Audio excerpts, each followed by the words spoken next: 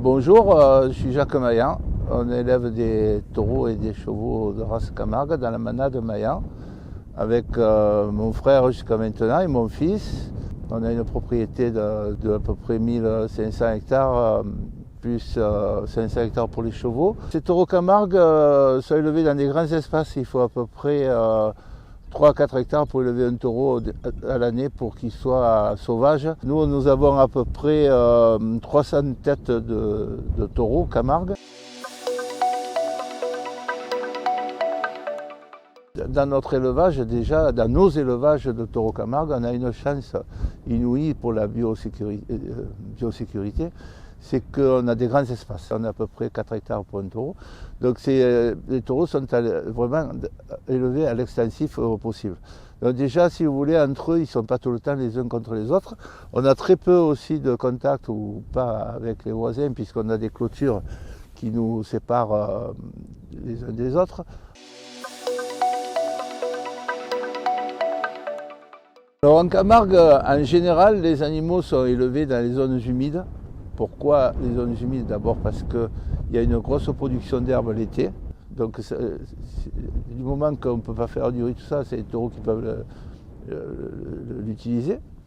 Et bon, après on utilise bien sûr des terres hautes, hein, mais les taureaux pour l'hiver. L'eau stagne bien sûr, mais elle rentre d'un côté, elle sort de l'autre souvent. Hein. Dans les marais, c'est très oxygéné, parce que les marais sont quand même gérés par l'homme.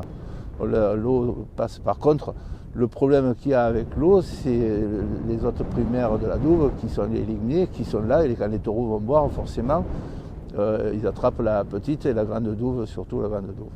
Alors ça, on y remédie en faisant des traitements, chaque année, au moins un traitement, si ce n'est 2, pour des douvicides et pour les strongs.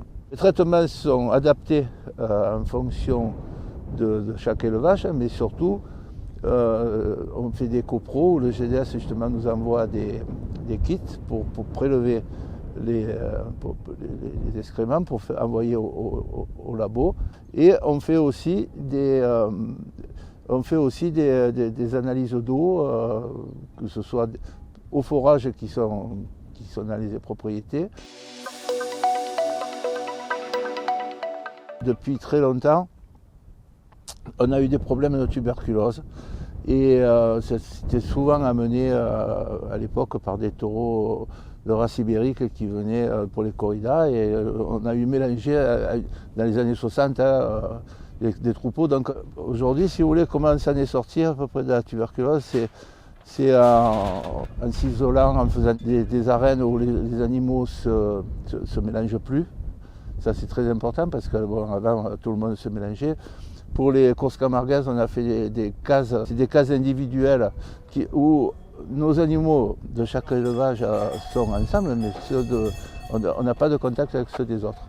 Ensuite, ce qui a été le plus important, c'est avec justement le GDS à l'époque, le conseil général, le conseil régional aussi, etc. On est allé voir le ministre et au bout d'un moment, il nous a trouvé une enveloppe conséquente qui a été après reportée ici par le conseil régional et le conseil général, mais pour faire l'interféron et surtout dans le gamin interféron, on l'a fait dans toutes les manades.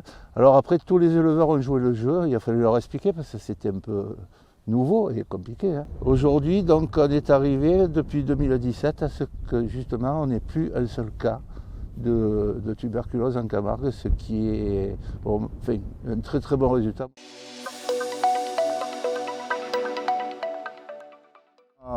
La biosécurité, si vous voulez, on a fait des plans avec le GDS, avec le conseil départemental, pour faire des couloirs de contention que les éleveurs achètent avec une participation. Et ça c'était une très bonne initiative parce que d'abord les animaux on leur fait moins mal. Et puis pour nous, pour les hommes aussi, hein, la MSA a participé d'ailleurs avec nous. On a moins de danger en touchant ces animaux qui sont quand même des animaux sauvages et dangereux.